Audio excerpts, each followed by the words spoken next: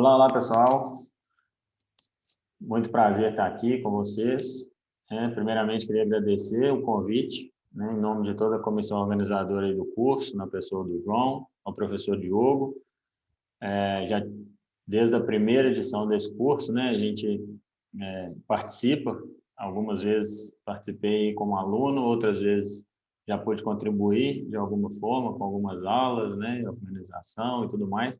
Então, é muito legal a gente poder voltar aqui para contribuir de novo, né, com algum conhecimento, com alguma experiência. A gente vai hoje discutir aqui, agora, né, nesse momento, não hoje, mas nesse momento, discutir o que considerar em projetos de pastejo intensivo.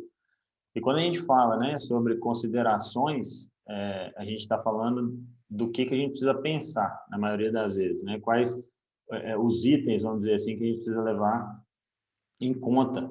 Lembrando, né, que o fato da gente estar partindo para intensificar uma pastagem, partindo para trabalhar em manejos mais intensos, não necessariamente está 100% ligado à adoção de tecnologias, não 100% está ligado a altos investimentos, né?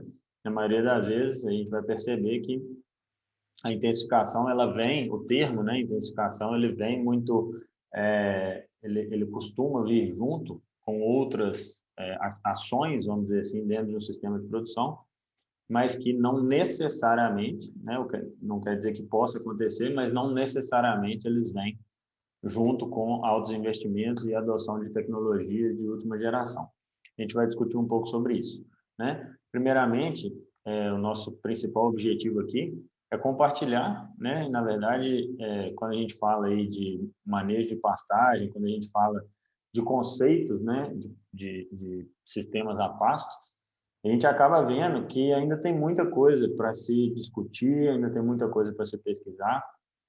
Quem está no campo, né, quem tem a oportunidade de rodar em alguns sistemas, acaba percebendo que, no final das contas, cada sistema é um sistema, né? Cada equipe de trabalho conduz de uma forma, cada liderança dentro da fazenda vai conduzir de uma forma, cada fazenda vai ter seus gargalos.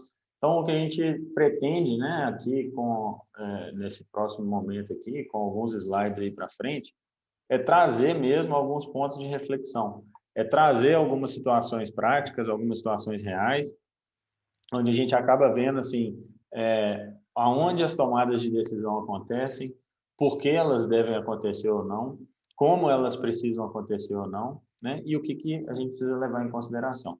Então, na verdade, a gente quer compartilhar um pouco disso, um pouco dessa experiência, um pouco desse conhecimento, e, de alguma forma, contribuir para essa reflexão. Lembrando que, em nenhum momento, a gente vai trazer receitas prontas, né? Talvez vocês já tenham visto aí em outras aulas do curso, que dificilmente a gente acaba trabalhando com essa receitinha, com esse passo a passo muito pronto, mas a gente acaba criando um conhecimento, criando uma base bem sólida, para a gente poder, a partir dessa base, tomar as melhores decisões, né? Ou saber o que avaliar para tomar as melhores decisões. Basicamente, quando a gente pensa, né, nesse processo, né, eu queria fazer um primeiro alinhamento aqui com vocês. O que é intensificação de pastagens, né? Alguns conceitos, a gente pegar aí na literatura, né, a gente vai, como eu disse há pouco, a gente acaba ligando muito a intensificação com o uso de adubações mais intensas, mais pesadas, doses maiores de fertilizante, às vezes a adoção de tecnologias mais modernas ou mais caras, como, por exemplo, um sistema de irrigação, né? Mas se a gente pegar na origem da palavra, se a gente pegar, né, o que a intensificação significa para a gente, nada mais é do que a gente usar uma área mais do que a gente já usa. Ou seja, eu estou intensificando o que já é usado, né? E eu gosto muito dessa definição, essa definição de um pesquisador da Embrapa, que tem bastante experiência de campo, bastante conhecimento aí nessa área de intensificação, de manejo de pastagens, e a gente acaba compactuando, né? A gente acaba concordando, vamos dizer assim, não sei se essa é a melhor palavra, mas a gente acaba gostando muito dessa definição. Por quê? Na maioria das vezes, as pessoas acabam confundindo esse ponto, né, de intensificar e etc., já fazem ligação, às vezes, com uma reforma de uma área ou com a formação de uma área nova, né? E, na maioria das vezes, a gente ainda tem condições de usar áreas, de usar módulos de pastejo melhor, mais bem utilizadas, antes de partir para uma decisão dessa, né? Que seria uma decisão de reforma, uma decisão de recuperação de uma área. Na maioria das vezes, a recuperação vai acabar acontecendo, né? A não ser que a gente tenha um desbalanço, né? Vocês já devem ter visto aí na aula de manejo de pastagem, um desbalanço entre taxa de lotação e permanência da pastagem produtiva na área, mas sempre quando a gente está falando de intensificar, a gente está falando de usar mais, usar melhor, usar com mais eficiência. E a gente vai acabar vendo, né? Vocês também já devem ter visto esses conceitos, se não vão ver em breve, o grande benefício da gente intensificar uma área, da gente dividir uma área em mais piquetes, né, em trabalhar essa área de uma forma mais intensa, né, na origem da palavra da intensificação, é que a gente aumenta a eficiência de uso dessa área, a gente aumenta a eficiência de pastejo, né, a gente melhora a eficiência de colheita da planta, que é onde está o grande gargalo, né, onde a gente tem grande não grande domínio, mas muito mais domínio do que nas outras etapas do processo, né? Que seria no crescimento da planta e na conversão dessa planta em produto. Né? Nessa primeira etapa, dependendo muito mais das condições do solo, muito mais das condições edafoclimáticas, e nessa outra ponta de conversão, dependendo de melhoramento genético, dependendo de capacidade, né, de converter realmente esse pasto em produto.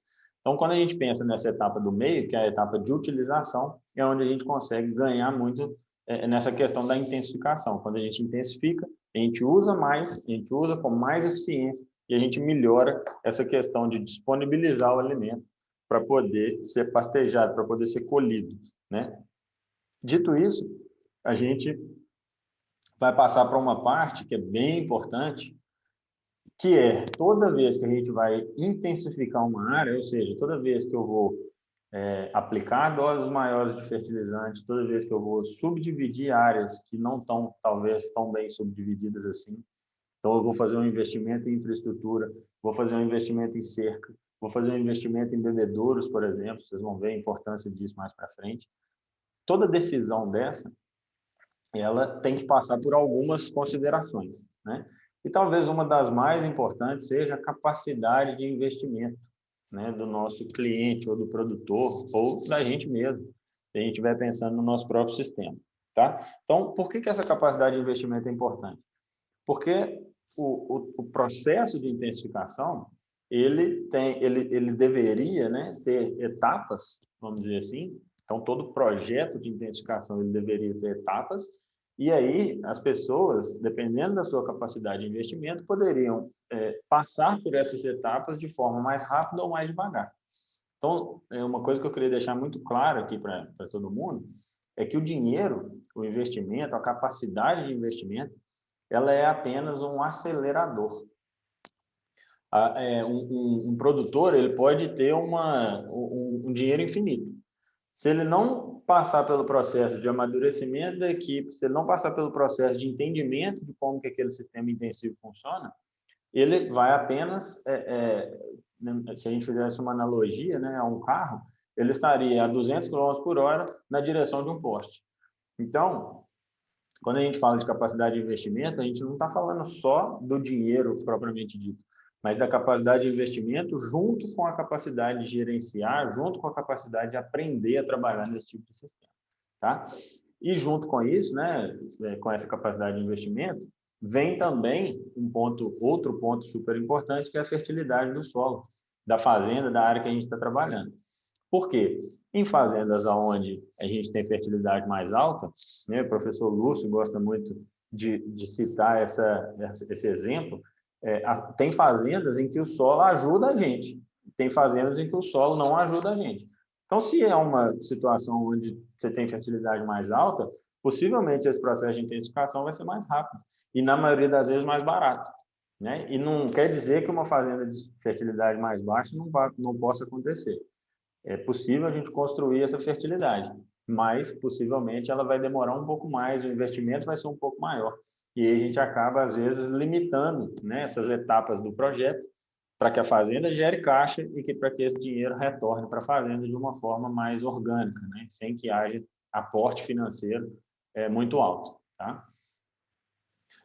Diante disso, a gente acaba tendo uma terceira variável aí, que é fundamental de ser analisada, que é o perfil do pecuarista.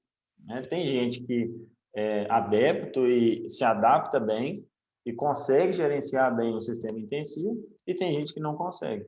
Então, às vezes, a gente quer implementar um sistema intensivo ou quer intensificar uma área, um módulo de pastejo no último grau de intensificação. Às vezes, a gente quer instalar, por exemplo, uma irrigação numa área, que, na minha opinião, é um dos últimos degraus aí da intensificação, e a gente acaba vendo que o perfil do pecuarista, a própria capacidade de entendimento e de amadurecimento daquele projeto, não está naquele momento ainda. Talvez esse cara precisaria de uma primeira subdivisão, aprender a trabalhar com a dinâmica de crescimento da planta junto com o pastejo ao mesmo tempo, aprender a entender quais os indicadores-chave ali que ele precisaria avaliar, né? E dessa forma a gente teria, então, um cara que vai construindo o perfil de uma fazenda mais intensiva, vai construindo o perfil de aumentar o risco do negócio, porque toda vez que a gente intensifica, a gente aumenta o risco, a gente aumenta o investimento, e o perfil desse pecuarista vai sendo construído junto com o projeto. Então, também uma das variáveis fundamentais é entender qual é o momento, fazer uma leitura, né, de qual é o momento que esse pecuarista está vivendo. Se é o momento de intensificar no último furo, junto com as outras variáveis, ou não. Se é o momento de fazer algo ainda mais lento, mas que vai preparar o terreno ali para daqui a alguns anos ter um projeto intensivo que roda muito melhor. Tá? Outro ponto importante, né? Infraestrutura da fazenda. Às vezes a gente vai encontrar situações onde a infraestrutura já ajuda, onde já tem algo montado e a gente precisa, na verdade, melhorar as tomadas de decisão, melhorar os manejos. Ou a gente também pode encontrar situações onde não há uma infraestrutura pronta, né? E aí a gente volta lá naquela concepção das etapas.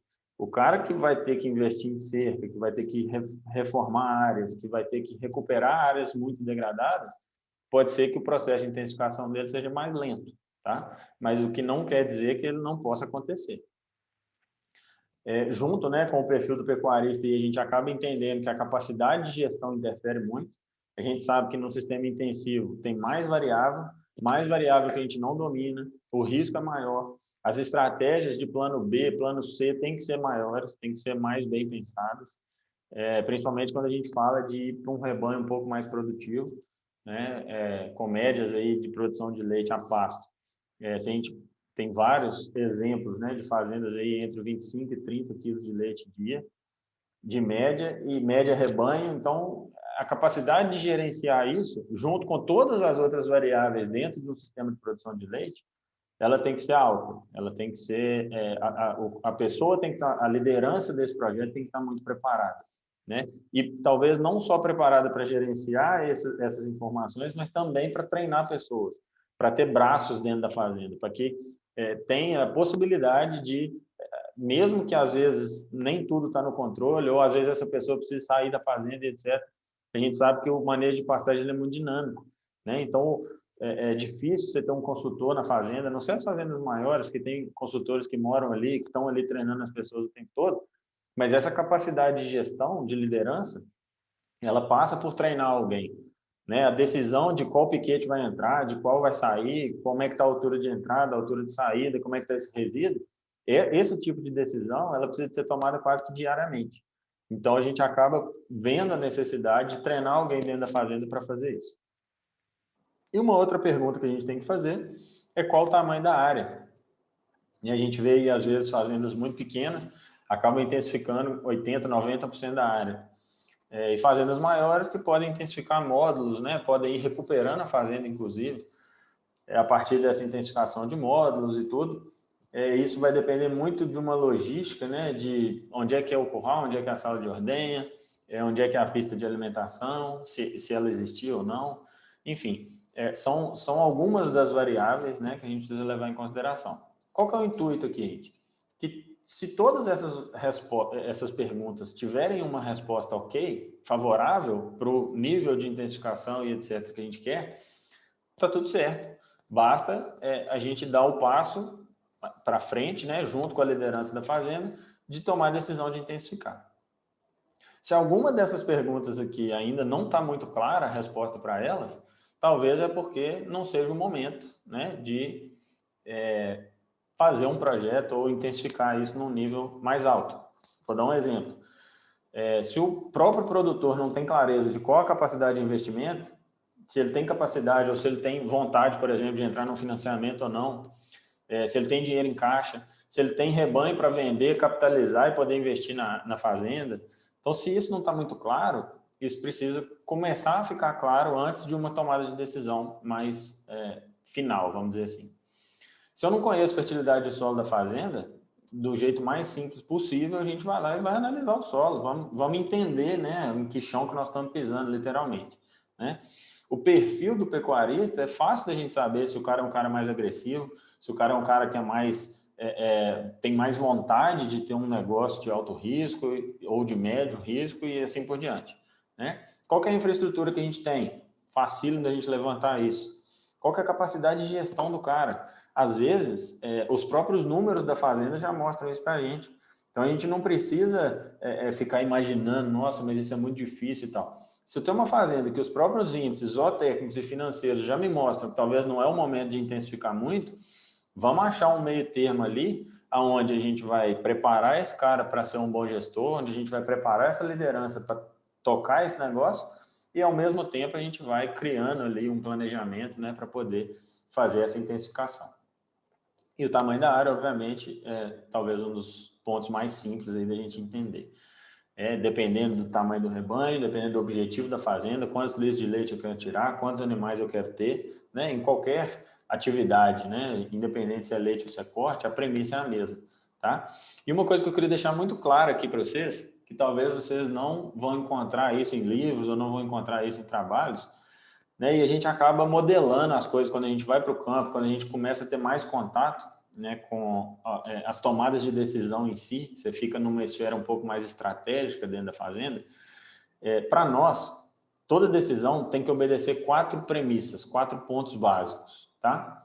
A primeira delas é entender o que deve ser feito. Então, se você vai montar um planejamento, você vai montar um projeto, o que deve ser feito nesse projeto, né? São N variáveis, N tarefas, N coisas que precisam ser feitas, né?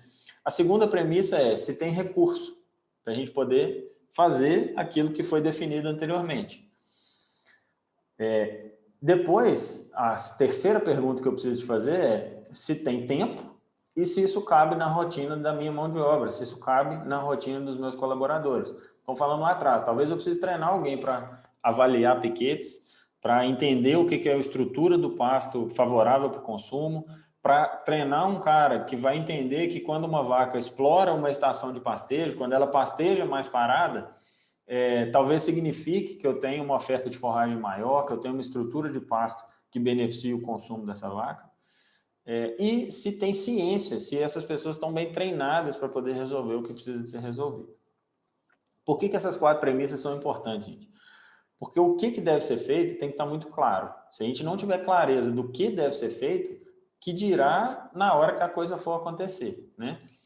Dificilmente, se a gente não tem isso bem claro no planejamento, na hora que a gente vai para a prática, isso é mais obscuro ainda, tá? Se tem recurso, ok, então essa está vencida. Se não tem recurso, a pergunta é, nós vamos correr atrás desse recurso, nós vamos aguardar um pouco, nós temos como levantar esse recurso de alguma forma, tá? Se há tempo para poder fazer e se não, ou se isso está na rotina da pessoa, ok, tudo certo. Se não está, tem 2 opções. A primeira, a gente reorganiza a rotina para que isso entre dentro de um manejo diário, vamos dizer assim, ou a gente contrata alguém que tenha tempo. Porque se a pessoa não está tendo tempo e isso não está dentro da rotina dela, significa que talvez isso não caiba realmente na rotina dela. Mas nós precisamos, então, de talvez colocar isso na rotina de alguma outra pessoa ou contratar uma pessoa que tenha tempo, né? Não sei se está fazendo sentido para vocês, mas quando a gente não tem um recurso, por exemplo, o recurso tempo, a gente contrata alguém que tenha, né? ou reorganiza a equipe para que um indivíduo ou mais de um, dependendo de como que for o sistema, tenha esse tempo disponível para conduzir de alguma forma esse processo de intensificação, né? E o dia a dia na prática principalmente. E a quarta pergunta é se tem ciência. O que é ter ciência, gente? Às vezes a gente sabe que precisa de fazer um manejo, por exemplo, uma escolha de piquete diária ou semanal, dentro de um módulo de pastejo rotacionado, tá? A gente tem recurso para isso, porque a gente já está com o sistema funcionando ou ele está se desenvolvendo, né? Tem uma pessoa que está responsável por ir lá e escolher os piquetes que as vacas vão entrar e etc. Na maioria das vezes são as pessoas que já vão buscar a vaca no piquete mesmo. Só que às vezes o piquete que está bom para esse colaborador não é o melhor piquete. Então, o que é não ter ciência? É não ter clareza do que é realmente o que deve ser feito. E aí, nesse caso, a gente precisa ou reciclar, ou treinar a turma de novo, ou contratar alguém que consiga fazer isso, alguém pronto, né? São as duas opções, ou a gente treina alguém, ou a gente contrata alguém que já sabe fazer aquilo. Então, às vezes a gente é um pouco mais radical nesse sentido de treinar ou de contratar alguém que já sabe fazer. Por quê? Porque até hoje não existe um sistema de intensificação 100% automatizado. Dificilmente isso vai acontecer, né? Depende de uma tomada de decisão, que não é simples, né? Uma estrutura de pasto, uma oferta de forragem, um score visual, talvez, da estrutura do pasto, da altura e assim por diante. Então, como isso não é simples e pelo menos não pode ser que esteja próximo, né, no futuro próximo aí, mas até onde a gente sabe, a gente depende de pessoas. Então, esse treinamento, essa ciência para poder conduzir o projeto é fundamental, tá? Então, sempre pensem nisso. Toda decisão deve obedecer esses 4 pontos. O que vai ser feito, se tem recurso para ser feito, se tem tempo ou se isso cabe na rotina de alguém, e se tem ciência, se tem conhecimento para poder fazer essa tarefa, tá? Ou se cabe, né, nessa tomada de decisão. Beleza? Isso é fundamental.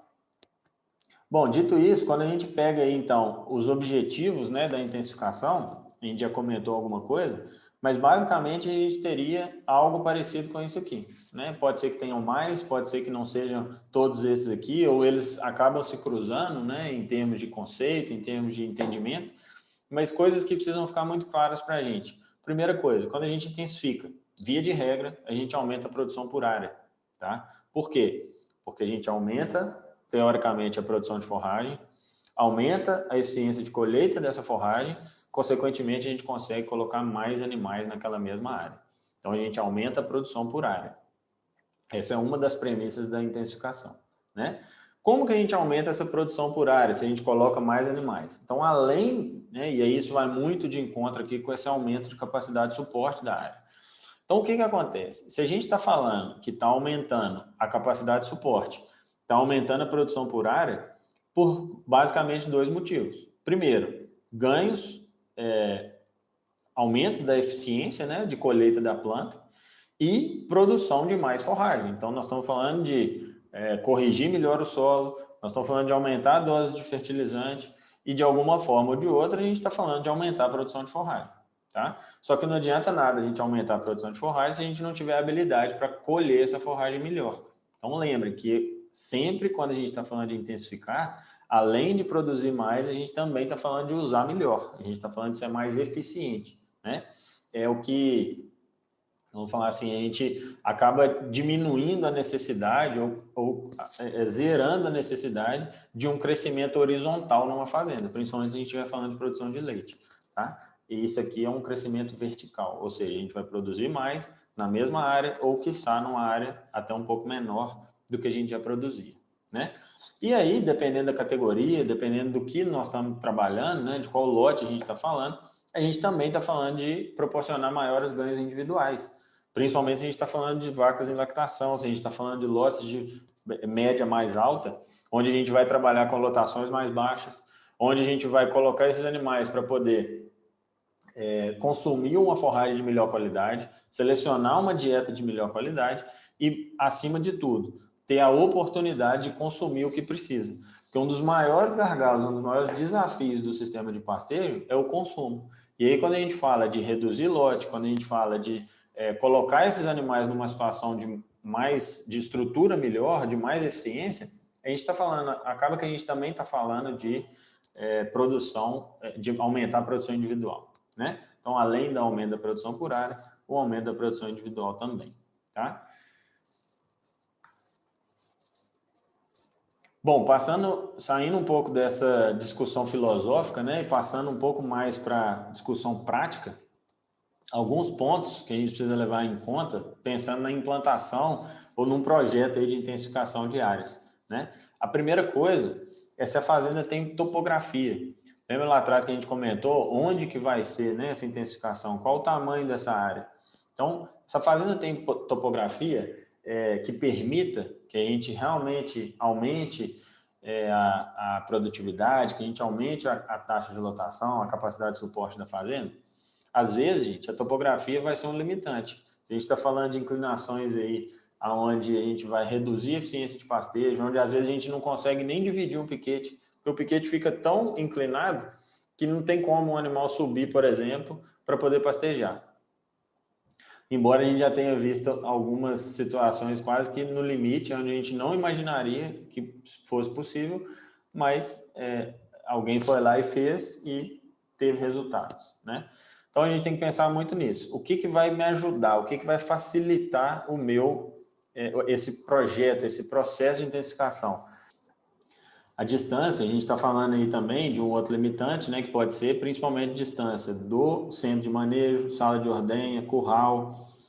Pensar, né, onde que vai ser essa intensificação. Às vezes, nós já vimos projeto que, inclusive, o lugar da sala de ordenha, o lugar do curral foi modificado, justamente por conta de ficar mais próximo, da logística ficar mais adequada, vamos dizer assim, ao manejo desse módulo, né? Se a gente tem pontos de água, se a água é natural, se a gente vai colocar uma caixa d'água no lugar mais alto da fazenda e descer a água por gravidade, né, para os bebedouros, para o módulo de pastejo mesmo.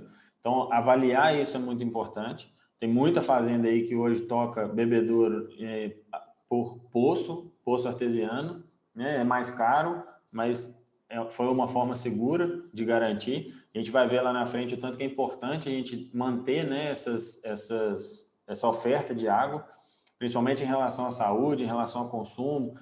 Talvez seja um dos pontos negligenciados aí nos rotacionados e que faz muita diferença quando a gente consegue colocar pontos de água dentro dos piquetes, tá? Então, essa questão da logística, a gente já falou, e a questão do tamanho, né? Se a gente está falando aí de um projeto maior, de intensificar uma área maior, talvez, dependendo lá atrás, de novo, da capacidade de investimento, da capacidade de gestão e etc., esse início de projeto, né, ele contar com um planejamento aí de ampliação ao longo do tempo, tá? E o local, né, a gente comentou sobre a fertilidade do solo de maneira mais macro, mas dentro da fazenda a gente tem manchas de fertilidade.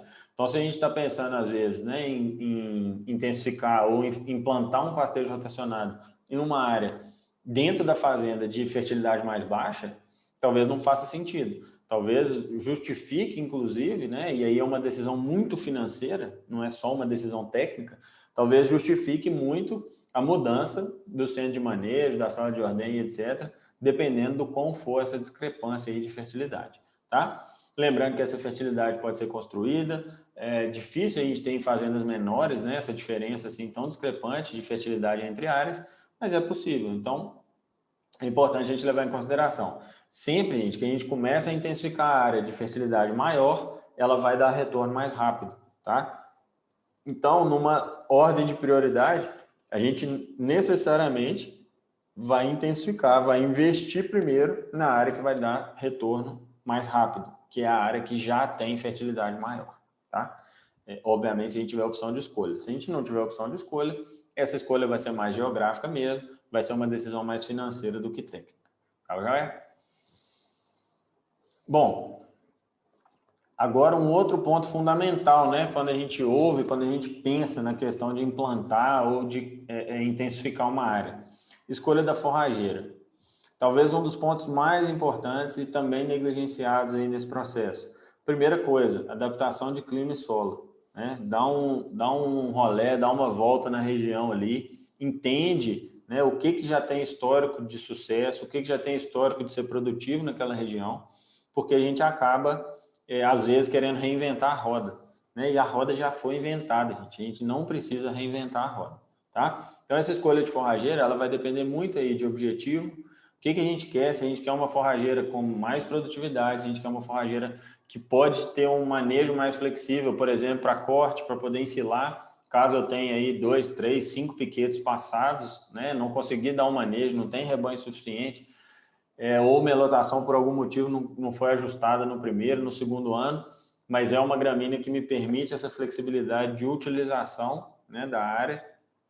Qual o nível tecnológico que a gente quer entrar, vamos dizer assim? Se a gente quer trabalhar num nível mais alto, num nível de mais investimento, talvez eu precise realmente trabalhar com uma gramínea que vai me responder melhor, né?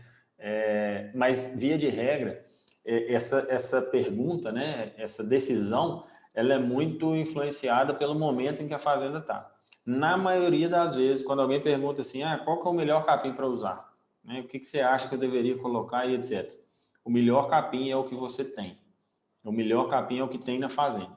Quando chegar no máximo de produção, no máximo de produtividade que esse capim permitir, talvez seja a hora de partir para uma outra gramínea ou partir para um módulo, né, vamos dizer assim, para uma espécie ou para um cultivar dentro da mesma espécie, que pode ser mais produtivo, que pode responder melhor ao pastejo, que às vezes, se precisar, eu posso fazer uma desfolha um pouco mais intensa, eu posso rebaixar um pouco mais esse pasto, tá? Mas essa decisão, ela precisa de ser tomada entendendo qual que é o momento que a fazenda está, qual que é o momento que o produtor está, tá? Quando a gente está formando a área, né, eu posso pensar em época de utilização. Na maioria das vezes, quando a gente está falando de intensificar áreas de pastejo, a gente está falando de águas, né, de época de chuva, mas eu posso trabalhar com uma gramínea que me permita, de alguma forma, diferir ou vedar uma parte desse rotacionado, por exemplo, para trabalhar com outras categorias na época de seca, né, tentar aproveitar essa área, já que vai ter uma adubação ali, vai ter um investimento a mais ali. Eu posso trabalhar com plantas que têm estrutura ou porte um pouco mais baixo e talvez utilizar essa área não só na época das águas, mas também na época da seca, tá? E um outro ponto que a gente tem que levar em consideração é o próprio valor nutricional, né? O valor nutricional, ele diz respeito tanto à composição da planta quanto ao consumo.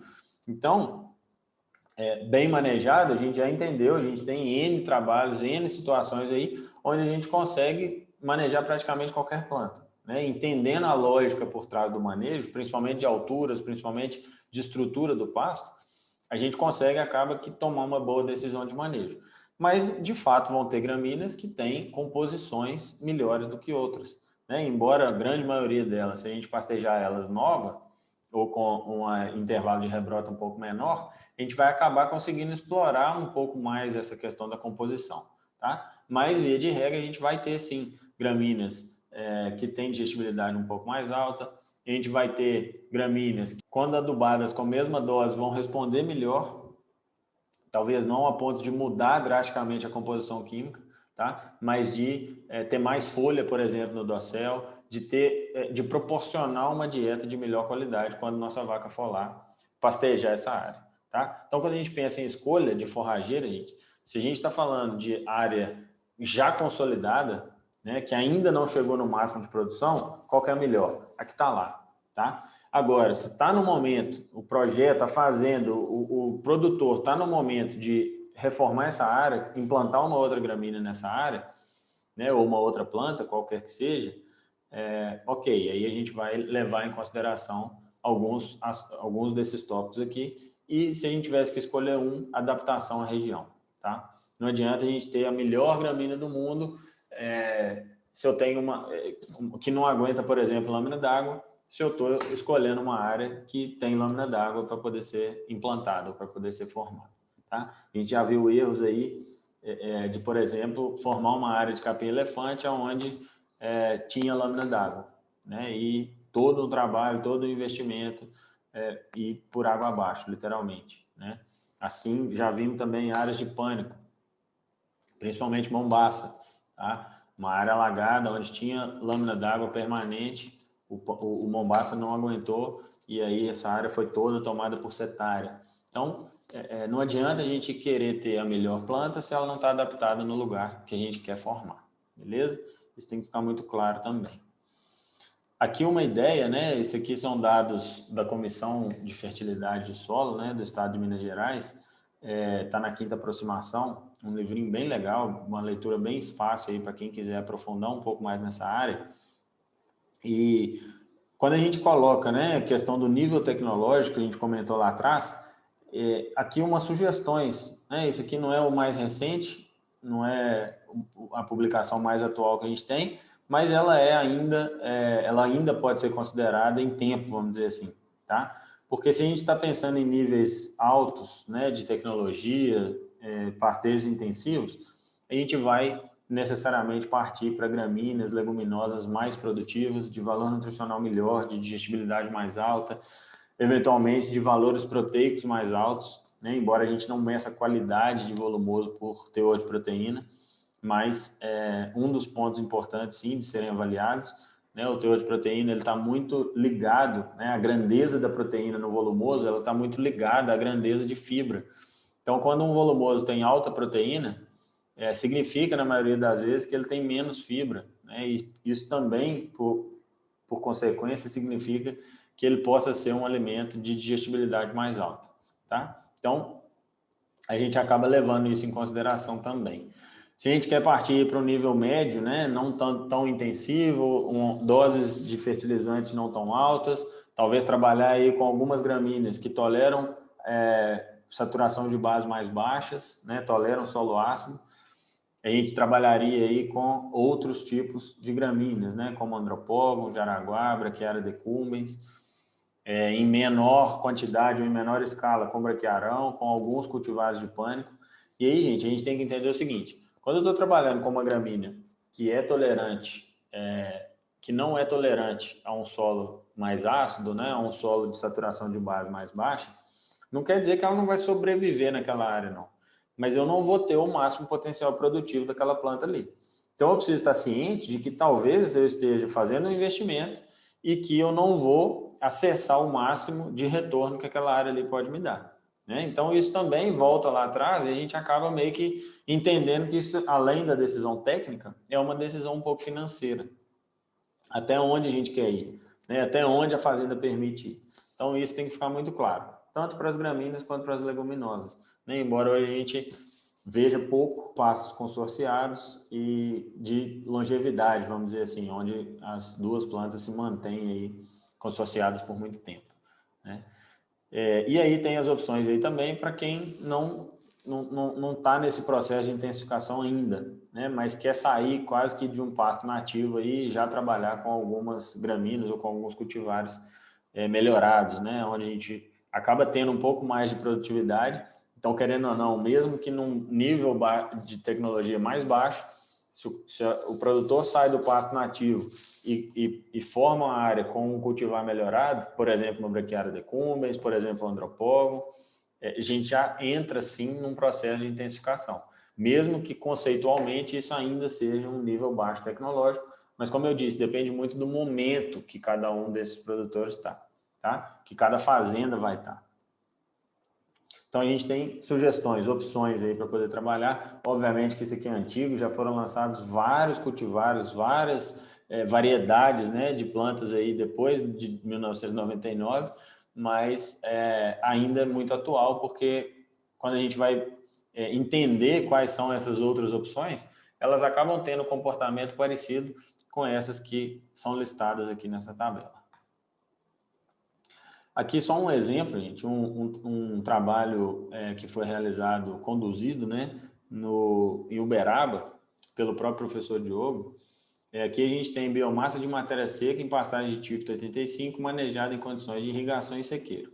Então, a cada 30 dias, né, então agosto, outubro, novembro, dezembro, janeiro, fevereiro, março, abril, durante um ano, essas áreas de sistema irrigado e de sistema de sequeiro foram cortadas e foi medida a produtividade dessas áreas, tá? E aí, quando a gente pega, né, na estação chuva e seca, se a gente pegar a diferença de produtividade entre uma e outra, né? Se vocês dividirem aqui, ó, produtividade na seca do irrigado, 2,6 toneladas de matéria seca por hectare, e nas chuvas 3,8, ou se dividir no sequeiro 1,9 por 2,9, vai ficar na casa aí dos 35%, 40%. Tá? O que quer dizer isso? É só para a gente alinhar aqui, todo mundo, que irrigação não resolve o problema de estacionalidade de pastejo, tá? De estacionalidade de produção de forragem. Na maioria das vezes, quando a gente pega, né, os sistemas irrigados, eles até aumentam essa diferença entre chuva e seca. Então, se a gente está pensando na lotação de uma fazenda na seca, de uma área de pasto na seca, nas águas, e se a gente pensar nessa mesma fazenda na seca, quando eu tenho um sistema de irrigação, essa diferença entre água e seca tende até a aumentar. Por quê? Eu potencializo muito a produção de forragem nas águas e nem tanto na época da seca.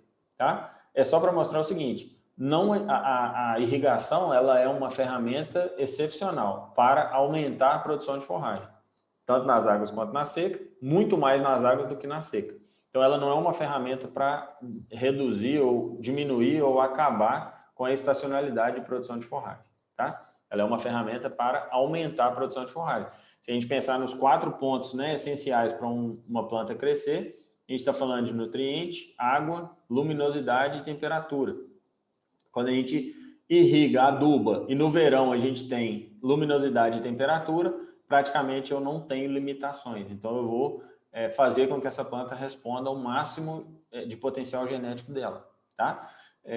Na maioria das vezes no sequeiro, né, e principalmente nas épocas de veranico ou nas épocas de transição, seca água e água seca, a gente acaba tendo menores chuvas, menor produção por conta da limitação de água. Né? Então, por isso que eu falo, e aqui o dado está mostrando para vocês o seguinte, a gente aumenta, né, a gente potencializa muito essa produção na época das águas, tá? Mas como na seca a gente continua tendo água e continua podendo adubar, né? Se a gente está trabalhando com gramíneas que são menos dependentes de luminosidade e temperatura, que são poucas, a gente acaba conseguindo produzir mais na época da seca. Mas se a gente está falando de gramínea tropical, onde a taxa fotossintética é ótima, está próximo aí dos 30, 32 graus, né? E no inverno a gente tem dias facilmente aí abaixo de 18, 15 graus, onde praticamente a taxa fotossintética já diminui ou cessa. A gente acaba não tendo essa produção de forragem na seca, tá bom? Então aqui é só para mostrar que não é uma ferramenta de resolver estacionalidade, mas sim de potencializar a produção de forragem. Bom, quando a gente pensa em formação, né, da área ou formação do módulo, antigamente a gente dava essa aula, né, e aí tinha essas 3 opções: recuperação, reforma e abertura de áreas novas. Essa abertura de áreas novas a gente pode cortar ela praticamente da nossa rotina, do nosso dia a dia, porque não faz mais sentido.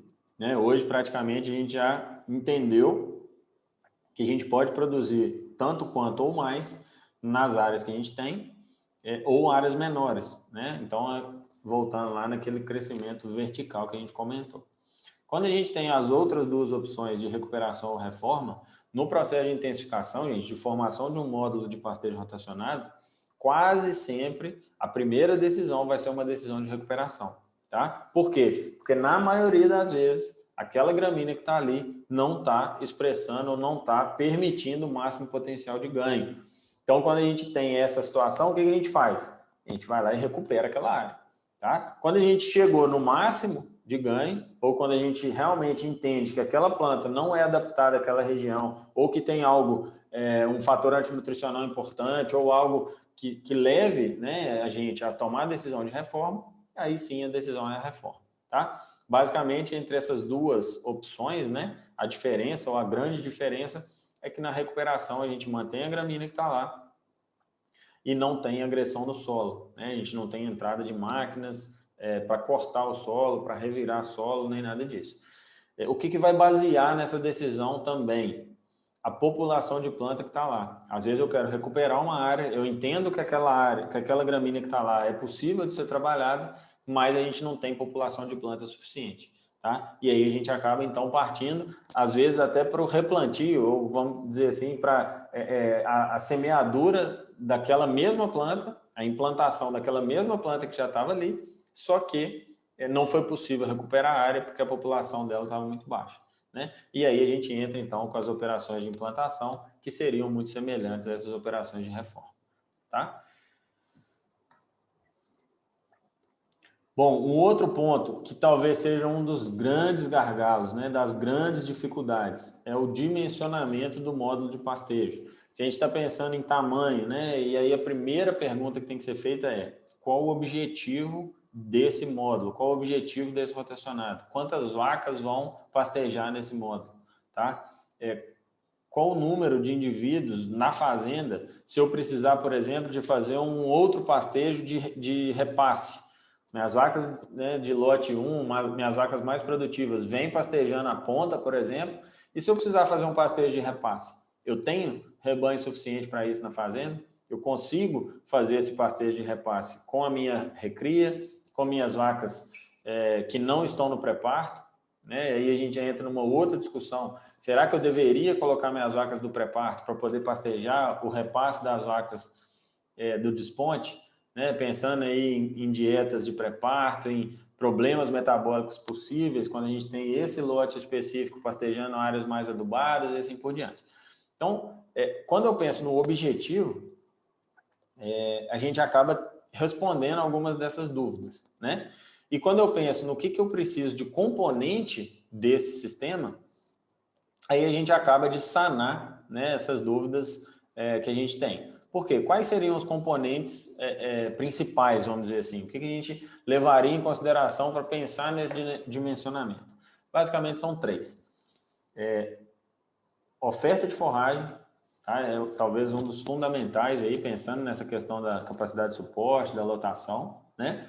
Período de ocupação, então quanto tempo eu vou projetar esse rotacionado, esse módulo de pastejo para minhas vacas ficarem, tá? E, obviamente, em consequência desse período de ocupação, qual o período de descanso que eu deveria deixar a minha planta rebrotando, né? Ou nesse período de descanso entre um pastejo e outro.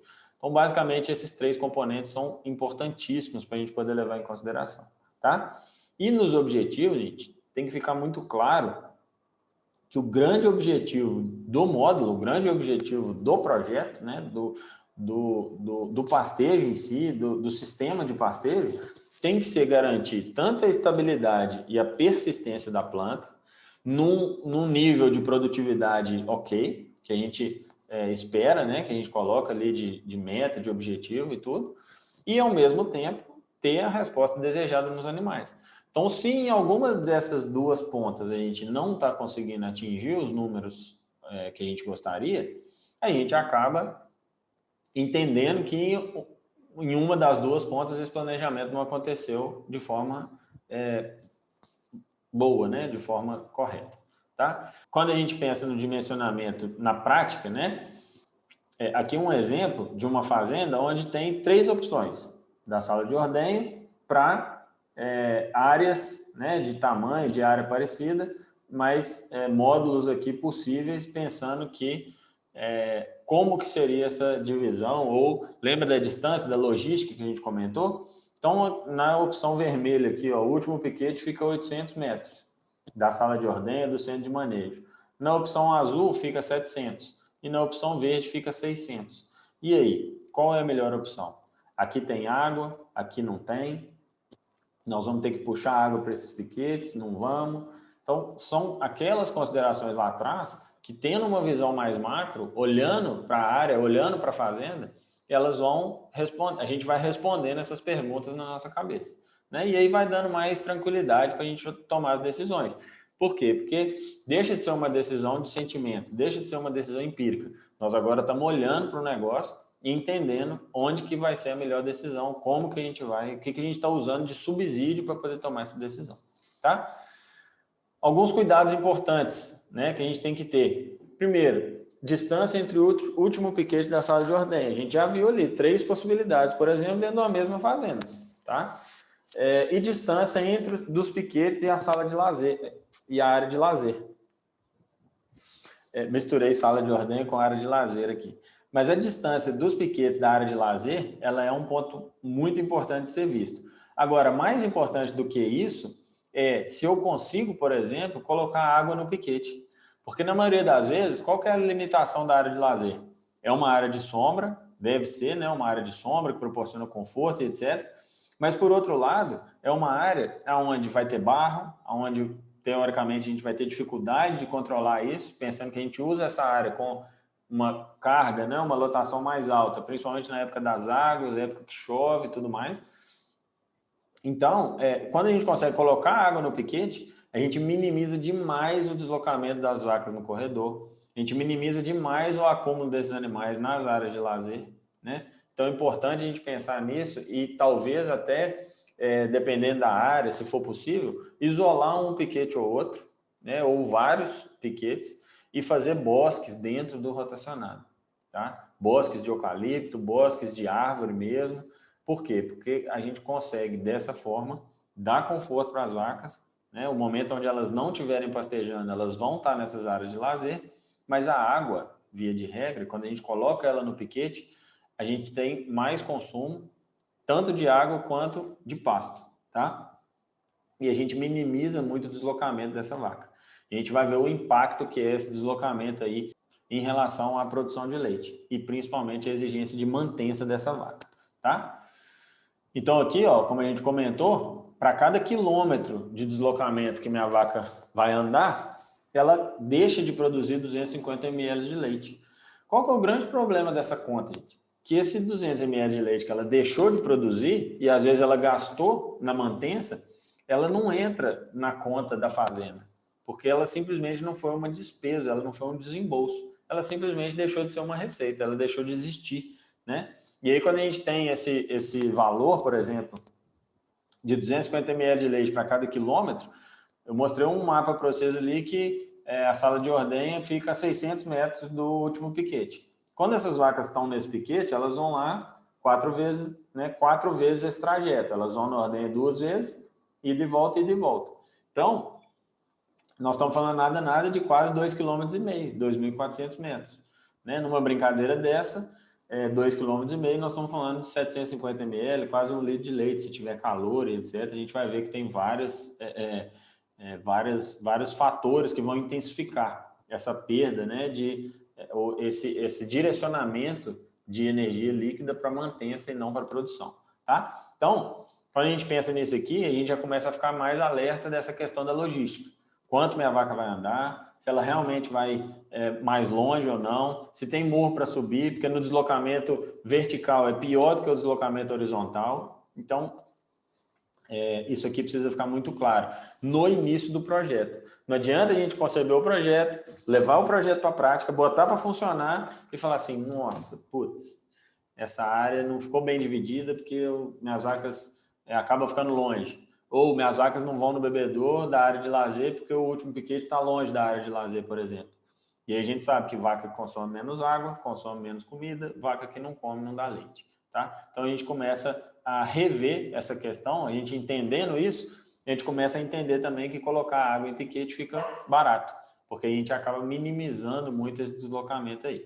Tá? Aqui, ó, só para vocês terem uma ideia em números, o que significa isso? Aqui, ó, ingestão de matéria seca e demanda energética, né, em megacalorias de energia líquida por dia, de uma vaca de 450 quilos de peso vivo, com a produção de leite de 20 quilos por dia, com teor de gordura e proteína de 4,3%. Então, nossa vaca média aí, nossa vaca mestiça, né, produzindo 20 quilos de leite por dia.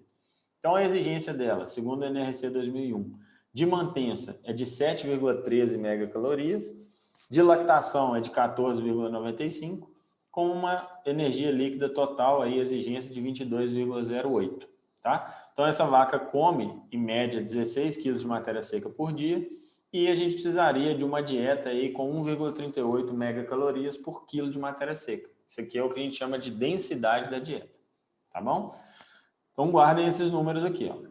Energia total, 22,08, ingestão de matéria seca, 16. Quando a gente pega aqui, ó, o efeito do pastejo e do deslocamento sobre a demanda energética da vaca, com 450 quilos, 20 quilos de leite dia, teor de gordura e proteína com 4,3%. Então, nós pegamos aquela mesma vaca que a gente tinha falado e colocou agora o custo energético de pastejo e de deslocamento, tá? Então, a distância da sala de ordenha do piquete é de 800 metros de deslocamento horizontal e o desnível do piquete para a sala de ordenha é de 50 metros de deslocamento vertical. Ou seja, um desnível razoável, né? Fácil da gente encontrar em fazendas aí, tá?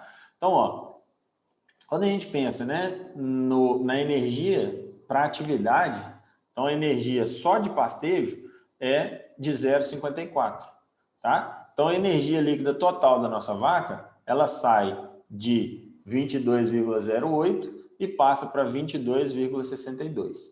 Ou seja, tem um aumento aí de 2,5% só por ela estar pastejando, tá? Do deslocamento horizontal, ela aumenta 0,65 megacalorias, né, para a energia despendida para a atividade. Então, ela aumentando, né, mais 0,65, ela vai para uma exigência total de 22,73. Ou seja, 2,9, quase 3% a mais da energia dela requerida, né, sem estar fazendo essas duas atividades. Até aqui tudo bem, né? 3% de diferença, às vezes compensa no consumo. Deslocamento vertical, 2,7 megacalorias. Então, ela passa de 22,08 para 24,78, um aumento de 12%, né? Aqui já começa a ficar mais complicado, porque eu já precisaria, naquele mesmo consumo, ou num consumo um pouco maior, de uma dieta um pouco mais densa, tá? Quando a gente soma o pastejo com o deslocamento horizontal, eu já tenho um aumento de 5,3%, né, da exigência dessa vaca total de energia, e quando eu somo pastejo, deslocamento horizontal e deslocamento vertical, eu tenho um aumento de quase 20% na exigência de energia dessa vaca. Aí eu pergunto para vocês, quantas fazendas ou quantos nutricionistas estão preocupados em compensar densidade energética de dieta de vaca a pasto, porque há esse gasto energético a mais, só com pastejo ou só com deslocamento, tá? A gente tem que olhar para isso, gente, com muita tranquilidade, no sentido que é o seguinte, é facílimo a gente chegar em fazenda que tem sistema a pasto, tem oferta de forragem, as vacas estão pastejando e às vezes estão perdendo condição corporal, porque simplesmente a dieta não está suprindo a exigência da vaca, embora ela esteja comendo aquele tanto que a gente programou, que a gente formulou que ela comesse, tá?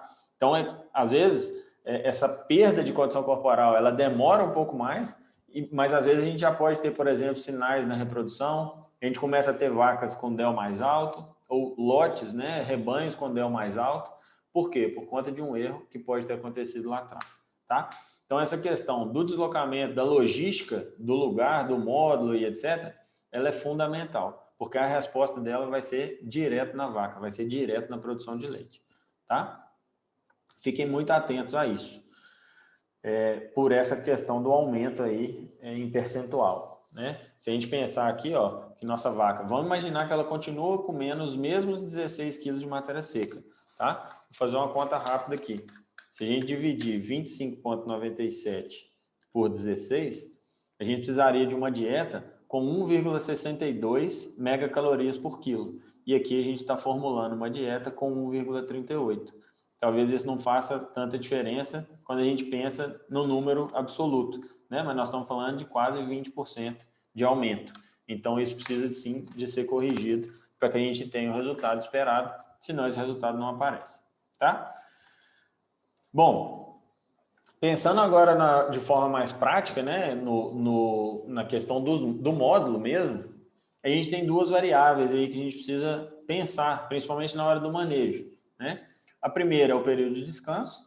Então, por definição, esse período de descanso é um intervalo de recuperação para um novo pastejo, é o que a gente comentou lá atrás, é o tempo que essa planta ou esse piquete vai ficar rebrotando, né? E o período de ocupação é o intervalo de ocupação mesmo do piquete, é quanto tempo nossos animais ficam lá dentro, permanecem ali dentro pastejando, tá? A gente tem uma formulazinha para entender, né, qual o número de piquetes que a gente quer ter no módulo, que é período de descanso dividido por período de ocupação mais o número de lotes. Então, se eu tenho mais de um lote rodando ao mesmo tempo, eu acabo precisando de ter um piquete a mais, né? Porque se eu não tiver um piquete a mais, significa que o meu intervalo, o meu período de descanso, né, ou a recuperação do pasto, vai ficar diminuída, tá? Então, se a gente trazer isso aqui para número real, por exemplo, Vamos imaginar que a gente está trabalhando com uma gramínea aí de 28 dias de período de descanso, tá? Com um dia de período de ocupação e um lote. Teoricamente, eu precisaria de 29 piquetes, né? Porque enquanto um piquete está sendo pastejado, eu tenho todos os outros descansando durante 28 dias. Isso aqui, gente, foi feito, né, num passado não tão distante, onde se pensava muito nessa questão dos dias. Quantos dias uma planta demora para poder chegar no ponto e assim por diante. Hoje, a gente trabalhando com a altura do pasto, a gente acaba vendo que depende muito, é muito dinâmico, que a gente vê que tem piquete que chega, por exemplo, para um novo pastejo com 12 dias, com 18 dias. Tem piquete que chega com 23. Então, quando a gente treina uma pessoa dentro da fazenda, dentro do sistema, para ver qual o melhor piquete, para entender, né, como é que a coisa está funcionando, a dinâmica daquele pastejo está funcionando, a gente acaba vendo que eu posso trabalhar aí com 25, 28, 30 piquetes, não tem problema nenhum. Desde que eu entenda que o meu manejo vai ser dinâmico, pode ser que eu tenha piquetes que vão estar passando ou que vão estar chegando ao mesmo tempo, e eu preciso usar alguma estratégia que possivelmente vocês já viram ou vão ver ainda na aula de manejo, que pode ser, por exemplo, rodar mais rápido, reduzir o período de ocupação em cada piquete.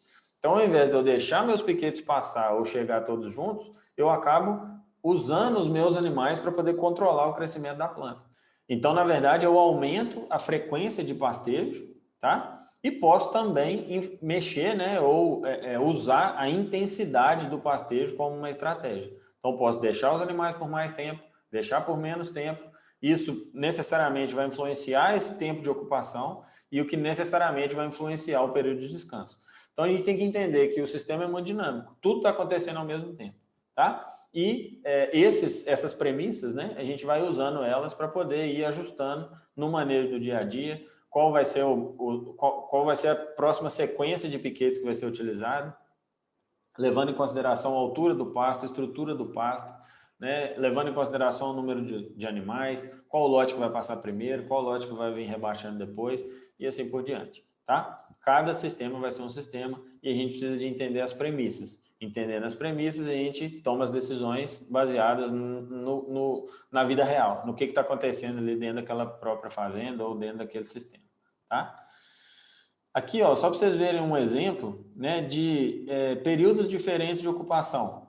Então, aqui a produção de leite, a linha vermelha, né, aqui em dias, a linha vermelha é uma ocupação de 5 dias, a linha azul de 3 dias e a linha branca, a linha verde de 1 dia. Por que a gente tem, gente, essa variação tão alta, né, na produção de leite? Quando a gente separa, né, a estrutura do pasto em 3 estratos, vamos dizer assim, quando eu coloco os animais por um período menor, necessariamente a gente vai ter um primeiro extrato sendo pastejado, né? E aí, dependendo da lotação, dependendo de como que tiver esse manejo, eu posso ter ou não os outros extratos sendo pastejados também. Quando a gente deixa por mais tempo, por mais que a lotação esteja ajustada, a gente vai ter alguns indivíduos que vão acabar pastejando o segundo extrato, que vão acabar comendo pseudocolmo, ou vão acabar comendo até mesmo, precisando selecionar um pouco mais, precisando gastar mais tempo, aumentando a taxa de bocado, às vezes não conseguindo suprir as demandas, tá? E aí a gente acaba tendo flutuações um pouco maiores na produção de leite. E de 5 dias mais ainda, né? Porque esse processo se intensifica.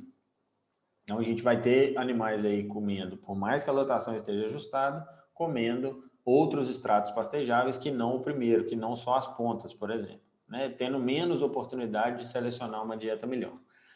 E aí, isso a gente acaba não percebendo muito no dia a dia, não percebendo muito na prática. Por quê? Porque a gente mede essa produção de leite quase que mensalmente, na maioria das fazendas, né? Então, quando a gente não tem essa variação quase que diária, dificilmente a gente consegue pegar essas variações, tá? Mas elas acontecem, principalmente em função do que nosso animal está comendo. Cada dia é uma dieta diferente. Então, é de se esperar, né, que a gente tenha resultados diferentes. E é legal porque a gente fala muito isso. Quando a gente erra na dieta de uma vaca em lactação, a gente vê a resposta no dia ou no dia seguinte, né? Porque ela quebra leite, ela diminui a produção. E por mais que seja 1 litro, 1,5 litro, 2, né? Se for uma vaca que dá ali 10, 12, 15 litros numa ordenha, nós estamos falando de 10% de quebra. Então, são valores expressivos quando a gente joga isso, quando a gente relativiza isso, né? Não olhando só para o valor absoluto, tá? Aqui, ó, só para vocês entenderem qual que é o teor de proteína, né, da matéria seca em relação aos dias. Então, quando eu tenho um pastejo de um dia, eu tenho uma desfolha mais intensa. Ela vai acontecer num dia só, né? Quando eu tenho 3 dias, ela é menos intensa. Quando eu tenho de 5 dias, ela é menos intensa ainda. Mas ela vai acontecendo. O primeiro extrato pastejável vai sendo pastejado. E aí vai sobrando o que essa vaca conseguir comer depois. Então, é natural, né, que a qualidade do resíduo vá ficando pior do que aquele primeiro extrato ou aquela primeira estrutura que os animais tiveram acesso. Tá joia?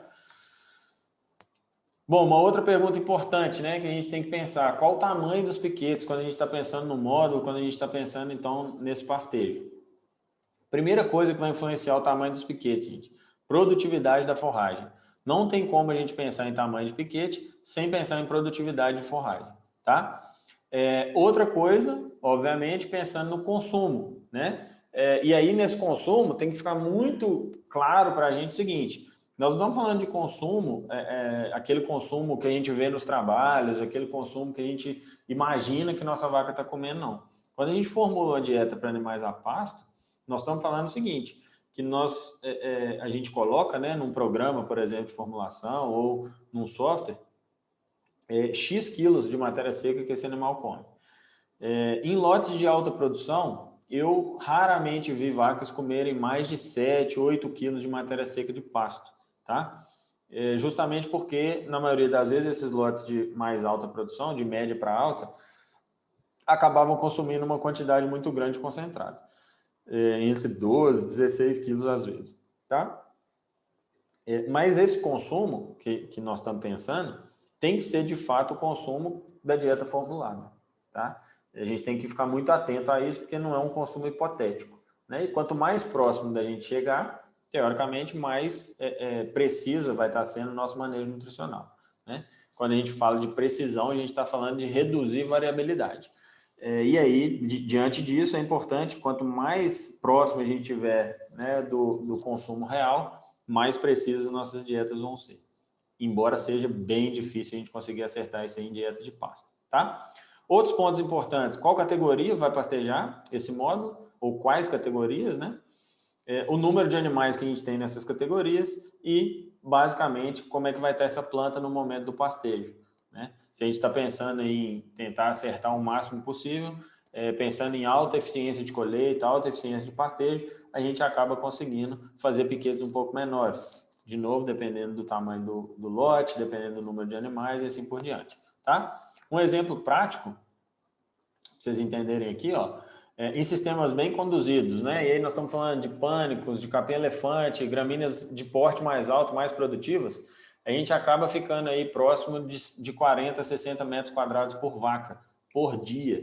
Porque esses 40 a 60 metros quadrados, nós estamos falando que a produção de forragem naqueles metros ali são suficientes para a nossa vaca poder suprir as demandas dela de consumo, tá? Então, colocando isso em números, ó, uma vaca de 450 quilos de peso vivo, com um consumo de matéria seca de pasto de 8 quilos por dia, então basicamente 1,7% do peso vivo dela, de pasto, tá? Com eficiência de pastejo de 40% e um pasto que produz por ciclo 4 toneladas ou 4.000 quilos de matéria seca por hectare, tá? Então aí, quais as perguntas, né? Qual a oferta de forragem que a gente vai trabalhar com essas vacas? Primeira pergunta que a gente precisa responder, né? E área para pastejar essa oferta, né? E aí a gente acaba chegando na resposta. Se eu tenho uma área X onde minha vaca consegue pastejar o que ela precisa, teoricamente esse é o espaço que eu posso contabilizar aí por vaca para chegar no tamanho de piquete ideal. Ah, Vinícius, mas e se eu já tiver a estrutura pronta, os piquetes funcionando, etc. Então eu vou conhecer a produtividade da forragem e fazer a conta, a engenharia reversa, a conta de trás para frente. Eu já tenho um espaço X que produz tanto. Quantos animais cabem ali, considerando, né, a taxa de acúmulo, considerando a eficiência de pastejo, né, e assim por diante. Então, se a gente pegar isso em números, nós estamos falando o seguinte, 40% de eficiência de pastejo da minha vaca representa 8 quilos de matéria seca, tá? Ou seja, com 40% de eficiência de pastejo, né, minha vaca come os 8 quilos que ela demanda ou que ela precisaria comer. Então, qual a oferta total em quilos de matéria seca que eu preciso dar para minha vaca? Então, reparem bem, ó, se 40% significa a eficiência de pastejo dela, não é bem esse conceito de eficiência não, tá, gente? Mas nós vamos usar esse número aqui só para entender a conta. Se esses 40% que minha vaca come representam os 8 quilos, quanto representa 100%? Tá? Reparem que se a gente não montar a regra de 3 desse jeito aqui, ela acaba virando uma regra de 3 inversa. Eu não vou entrar nesse detalhe com vocês, mas eu preciso colocar a unidade embaixo de unidade certinha para que a gente consiga fazer essa conta desse jeito aqui, tá? Bonitinha, aonde 8 quilos representam 40% e X quilos representam 100%.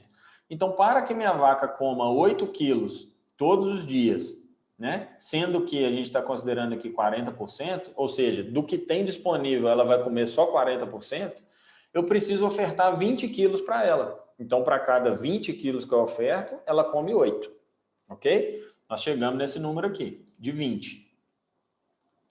Bom, se em 10 mil metros quadrados, que é 1 hectare, né? A gente comentou aqui, se em 10 mil metros quadrados minha planta produz 4 mil quilos de matéria seca, ou 4 toneladas, em quantos metros quadrados ela vai produzir 20 quilos?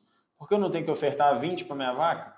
Se eu tenho que ofertar 20 para minha vaca, né? E em 10 mil ela produz 4 mil, em X metros quadrados ela produz 20 quilos. Tá? E aí a gente vai achar aqui que X é 50 metros quadrados por vaca. Então, vamos recapitular. Para eu entender, né, quantos metros quadrados ou quantas vacas eu vou colocar em X metros quadrados, eu preciso de algumas informações. A primeira delas é qual o consumo real da minha vaca. Né? Eu estou considerando isso em que eficiência de pastejo, tá? E qual a produtividade em quilos de matéria seca por metro quadrado, né, ou por hectare da nossa planta, da nossa gramínea, o que a gente estiver trabalhando. Tá? Com esses dados é possível a gente chegar numa conta, independente de por onde a gente começa ou por onde a gente termina, que é qual a oferta de forragem e qual a área que é necessária para pastejar essa oferta. Tá certo? Se eu tenho a área pré-definida, qual o número de animais necessários ou possíveis de pastejar aquela área, consumindo essa quantidade que a gente quer que eles consumam, tá certo? Só para a gente colocar esse exemplo aqui em números, tá? Se ficarem com dúvida, volta nas contas, façam esse passo a passo, até esse negócio clarear na cabeça, porque esse aqui é um conceito bem importante, onde a gente às vezes vê muita dificuldade aí no campo, vê muita conta errada, né? Porque erra-se muito, primeiro, no consumo, não se conhece o consumo das vacas, tá? Ou a gente acaba fazendo uma projeção muito longe do real, a gente erra muito na eficiência, né? A gente considera, tem várias formas de fazer essa conta, tá, gente? Mas se a gente considerar a eficiência muito longe também do real, a gente vai acabar perdendo um pouco essa referência, tá? Erra-se muito na estimativa de produção de forragem, então aqui é um ponto também importante, tá? E tendo esses dados bem reais ou mais reais possíveis, a gente acaba conseguindo chegar num ajuste de capacidade ou chegar num tamanho ideal aí que a gente precisaria, pensando num módulo novo, né? Pensando em implementar um novo módulo ou intensificar uma área que já existe. Beleza? Bom, um outro ponto importante, né, em relação ao tamanho. A gente tem alguns modelos, né? O que é ideal e o que é possível. Então, eu tenho modelos aí quadrados, retangulares, em pizza, né? O que vai me proporcionar mais eficiência de pastejo, o que vai me otimizar em recursos de cerca, né, de infraestrutura. Então, aqui só para vocês pensarem, ó, uma regrinha básica, né? O comprimento ele não deve ultrapassar 3 vezes o lado do piquete, tá? Primeiro, porque a gente tem um pastejo desuniforme quando isso acontece. Então, a gente acaba perdendo um pouco essa questão da eficiência, né? Que a gente ganha tanto quando a gente faz os piquetes. E segundo, porque a gente perde muito na questão de infraestrutura, né? A nossa relação de área e perímetro fica muito ruim. Então, aqui alguns exemplos para vocês, por exemplo. Ó, se a gente pegar uma área de 100 metros quadrados, 10 por 10, eu gasto 40 metros de perímetro. 5 por 20, eu gasto 50 metros de perímetro. Então, nós estamos falando de 1/4 a mais de cerca, né? Estaca, arame, choque, isolador e assim por diante. Tá? Numa área de 500 metros quadrados, 22,4 por 22,4, a gente gasta aí 90 metros de perímetro. 10 por 50, a gente gasta 120. Então, 35% a mais de investimento. Então, já é um investimento em infraestrutura que, via de regra, não é barato. Se a gente quiser fazer uma cerca boa, bem feita, via de regra, não é muito barato. Tá? Então, se a gente puder otimizar isso com essa relação de perímetro, né, de área e perímetro, essa relação, a gente acaba também otimizando ainda mais o projeto. Tá? Isso aqui é importante de ficar bem na cabeça e bem claro em relação a isso. Tá? E aí aqui alguns exemplos, né? Principalmente de corredores, aonde que vai passar esses corredores, como é que isso vai ser feito, se vai ter bebedouro no piquete ou não. Esse tipo de decisão, gente, só é possível de fazer projetando, olhando para a área, fazendo orçamento, entendendo se vale a pena ou não vale a pena colocar. E na maioria das vezes a gente vai entender que vale, tá? Nós estamos falando aqui de otimizar, de diminuir deslocamento, nós já vimos, né, a conta lá. Nós estamos falando, por exemplo, de uma vaca que deixa de produzir 1 litro de leite por dia. Vamos pegar aí, fazer uma conta simples aqui, ó.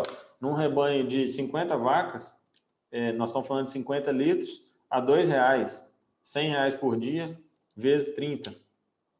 R$3.000 por mês, vezes 12 meses, R$36.000 por ano. Tá? Nós estamos falando de 1 litro de leite por vaca, se ela tiver que andar demais para poder beber água. Tá? Vamos dividir isso por 2, para a gente falar de meio litro de leite por vaca, nós estamos falando de 18 mil no ano. E aí a gente tem que começar a entender o seguinte, começa a ficar barato a gente colocar bebedouro em piquete, a gente atender as exigências aí, né, de corredor, de acesso, de, né, facilitar a vida da nossa vaca, para que ela consiga primeiro consumir, que é um grande desafio, e ter conforto, ter possibilidade, né, de passar ali as horas que ela precisa passar pastejando e conseguir fechar a exigência dela. Tá? Essa questão dos corredores, né, tem uma importância maior quando a gente está falando aí de rebanhos maiores e de áreas onde a gente tem solos mais argilosos. Tá? Esses solos seguram um pouco mais de água e a gente acaba vendo, né, uma dificuldade mesmo de dar manutenção desses corredores. Tá? Não porque... primeiro tem alguns mitos, né, que precisam ser desconstruídos. Quando a gente faz um corredor, às vezes, muito largo, né, a primeira resistência, vamos falar assim, é que a gente vai perder a área de pasto. Não sei se vocês já tiveram a oportunidade de ver, mas quando a gente tem pasto no corredor, nossas vacas pastejam dentro do corredor. Então, a gente não perde a área de pasto. Tá? A gente perde a área de pasto quando a gente tem um corredor onde as vacas não chegam no piquete. Aí a gente perdeu a área de pasto, porque o acesso para o piquete, o acesso para a comida não está legal. Né? E às vezes a gente já vimos várias vezes aí as vacas realmente relutantes, não querendo passar naquele lugar. Por quê? Porque era um desconforto extremo. Então, às vezes, era melhor ficar na frente do corredor, era melhor ficar sem comer, sem ir no piquete, do que ter que enfrentar aquela batalha ali, pensar que tem que ir e voltar 2 vezes no dia, por exemplo, nas vacas que estão no ordenho. Tá? Então, a gente tenta, né, sempre manter pelo menos 8 metros de largura para corredores principais e 6 metros de largura para corredores secundários. Né? E aí, esses corredores secundários, a gente pode fazer eles, inclusive, paralelos ao principal. Não só para acessar os piquetes, mas quando, por exemplo, esse corredor principal está com muito barro ou está numa situação impraticável, a gente vai partir para usar os corredores secundários, tá? Ou os corredores acessórios, a gente pode chamar eles assim também. Beleza? Então, essa questão aqui é fundamental, gente. Nós já vimos cada coisa que, se contar para vocês, vocês não acreditam. Né? Tem que botar a foto para vocês verem. Talvez o Diogo já tenha mostrado essa foto aqui para vocês. Esse aqui foi numa fazenda que a gente foi, numa aula prática, e realmente os piquetes estavam bem, com uma oferta de forragem legal, mas as vacas relutavam de passar nesse corredor. Simplesmente porque era um desconforto gigante. 90% do rebanho com algum grau de claudicação, tá? E aí a gente entra numa outra discussão, que é o quanto, além de todo o esforço de deslocamento, de pastejo, etc., uma vaca com grau 2 ou 1 de claudicação, numa escala de 0 a 4, aí, de 0 a 5, o quanto essa vaca perde em competição de coxo, o quanto essa vaca perde em produção de leite, em reprodução, tem N correlações aí que a gente poderia fazer, tá? Então, nós estamos falando de cuidar não só do nosso manejo nutricional, né? Quando a gente fala de pasto, num sistema de pastejo, nós estamos falando diretamente do manejo nutricional, mas estamos falando também da manutenção da saúde dos animais, né? Essas vacas saíam desse corredor com o Uber totalmente lameado, sujo, né? Saíam da ordenha, às vezes, com o esfíncter aberto, iam para os piquetes e sujavam bastante. Então, eu chegava na ordenha com score de sujidade alto, tá? Com lesões de teto, porque chegava a raspar mesmo no barro, raspar na lama, com score de claudicação avançado, na maioria das vezes. A gente via, engraçado, que as vacas tentavam sair da lama, tentavam sair dos buracos, mas às vezes acabavam tomando choque. E aí ela saía para um lado, mas tinha que voltar, porque tomava choque na cerca do rotacionado.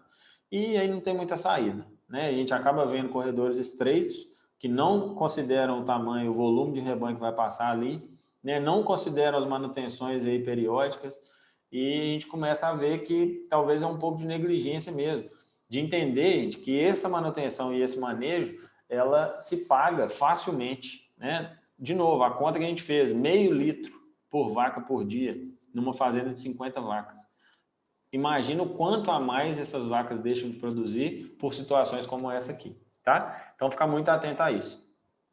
Questões aí de umidade, questão de tipo de solo, né? Desconstruir essa lenda de que perde a área de pasto, tá? Porque as vacas vão pastejar no corredor, desde que tenha pasto, que tenha condição, né, de fazer isso. Uma situação igual essa, por exemplo, não vai ter mesmo, tá? Mas ficar muito atento a esses pontos aí que são muito importantes.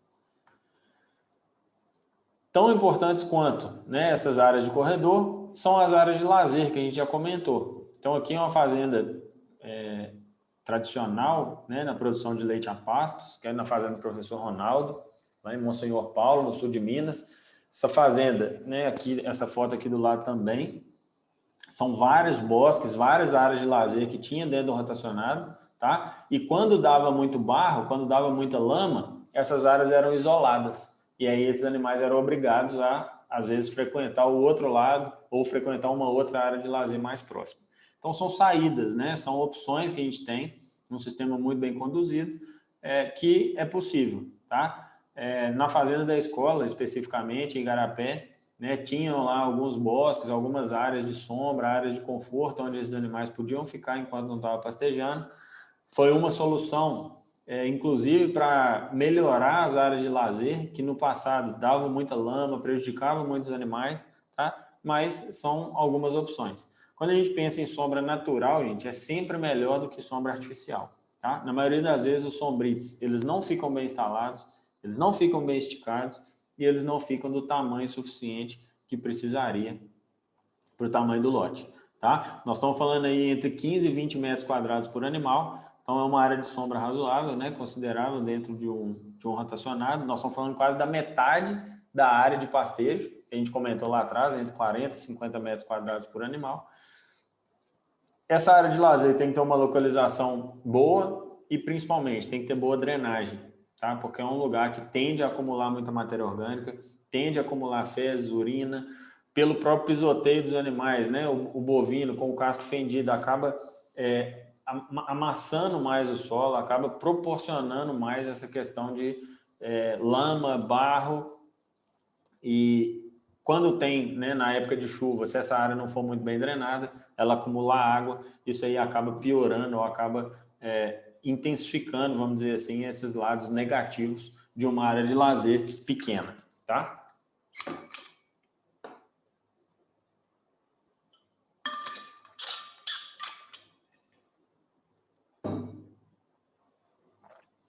Bom, vamos seguindo aqui, ó. Por que quando a gente fala de conforto, né, e de área de lazer, de sombra, nós estamos falando de quê, gente? Minimizar a exposição, vamos falar assim, ao estresse térmico, né? Aqui um dado do NRC, a gente pegar o efeito do estresse térmico no consumo de matéria seca e na produção de leite, a gente vai ter aí temperaturas de 20 graus, né, exigência de mantença 100%, ingestão de matéria seca esperada 18,1, produção de leite esperada para essa vaca, que come isso aqui, 26,9. Essa mesma vaca, com 25 graus, 4% de aumento na exigência de mantença e redução de matéria seca, de consumo. Ou seja, além de aumentar a exigência, diminui o consumo, tá? Consequência, menos produção de leite.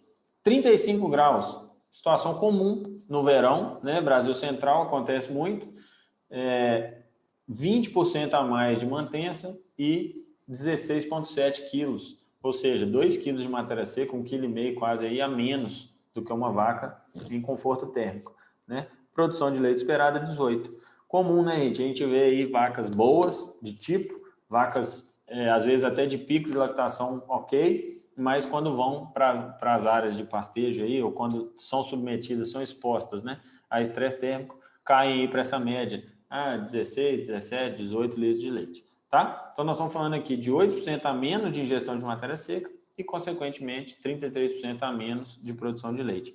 Fora todos os outros problemas, né? Fora doenças, distúrbios, dificuldades, perda de saúde, indicadores piores, né, zootécnicos, financeiros e assim por diante. Tá? Então a gente acaba vendo que no sistema de pasto, como tem muita coisa que a gente não domina, o máximo de coisas que a gente puder favorecer a nossa vaca a ter saúde, a ter uma situação melhor de conforto, principalmente de consumo, a gente acaba garantindo que ela vai ter o desempenho que a gente espera, né, ou que a gente planeja para ela. Tá? Outro ponto fundamental aí, né, e aí aqui a gente entra, importantíssimo, consumo de água. Se a gente pensar de onde vem o consumo de água, né, dos bovinos, ingestão voluntária e água contida nos alimentos. Né? Se a gente soma esses dois, é o total de água ingerida. Essa aqui é a equação que o NRC 2001 usa, né, para estimar a ingestão voluntária de água. Tá? E aí nós temos situações, né? Nós podemos ter bebedouro com água limpa, com água em temperatura ambiente. Acho que muito se fala em águas mais aquecidas, não tem água fria, etc. E na prática a gente vê que é muito difícil, né, operacionalizar isso, mas a gente não pode ter uma situação de negligência, né? Por quê? Meu bebedouro está lá, mas será que minhas vacas estão conseguindo ter acesso ao bebedouro? Ou que coisa mais básica, né? Que coisa mais simples, mas que na verdade a gente ainda vê muita dificuldade, né? O próprio acesso das vacas no bebedouro. E aí aqui nós estamos falando de pasto, tá, gente? Nós estamos falando de estruturas dentro de curral, estruturas dentro de pista de alimentação, né? Nada disso. Nós estamos falando dos bebedouros do piquete, tá? E aí, uma coisa que o NRC traz para a gente, assim, com muita clareza, é que a diminuição da ingestão de água resulta em queda do consumo de matéria seca.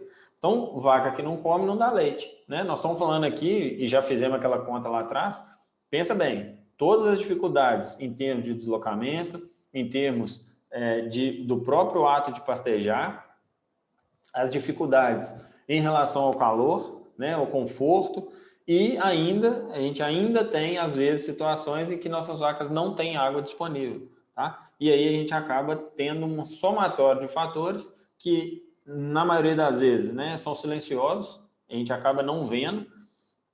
Como a gente não vê, como não é uma despesa, não é um desembolso, a gente acaba não dando atenção para aquilo de forma do jeito que precisaria ou na velocidade que precisaria, e aí a gente acaba tendo resultados medianos. Né? A gente vê aí sistemas com potencial, rebanhos com potencial alto, mas com baixo resultado.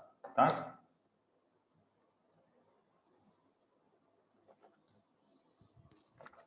Lembrar que a gente tem 2 picos de consumo importantes, né? Um deles é na ordenha, ou após a ordenha, e um deles é após a alimentação, ou no momento ali de alimentação, né? Lembrando que as vacas, durante a ordenha, né, elas perdem uma quantidade considerável de água, né? E é comum que o ato da ordenha, ou o momento da ordenha, desperte aí uma vontade ou uma necessidade de repor essa água que foi perdida em leite. Nós estamos falando, às vezes, aí de 3%, 4% do peso vivo dessa vaca. Não é uma desidratação clínica, né? É uma excreção de água fisiológica, mas que o animal precisa repor essa perda de água que acontece durante a ordenha, tá? Vacas em estresse térmico podem chegar a ingerir aí até 100 litros de água por dia. E aí a gente acaba vendo, né, bebedouros, instalações dimensionadas aí para 30, 40 litros de água por animal por dia, mas esquecendo desses detalhes, esquecendo dessas nuances aí do clima tropical, né, do próprio pastejo, das dificuldades do próprio módulo, né? Então aqui uma foto de um bebedouro onde não tinha vazão, né? As vacas vinham, bebiam a quantidade que queriam, parte do lote bebia, parte do lote ficava sem água. Né? Bovino tem comportamento gregário, comportamento em grupo. Então, a maioria das vacas saía do bebedouro e ia para o piquete. As que não tinham bebido água faziam o quê? Não bebiam. E aí depois, gente, esse consumo diário, ele não é compensado. Tá? Se esse consumo não é compensado, a gente acaba tendo redução do consumo de matéria seca. Beleza? Consequentemente, redução da produção de leite. Então, foquem sempre nisso, assim. Né? O quanto, sempre para tomar uma decisão, qual que vai ser o benefício disso em relação à produção e qual que vai ser o malefício se eu não fizer isso, ou qual que vai ser o problema que eu vou gerar se eu não fizer isso, tá? Isso é muito importante.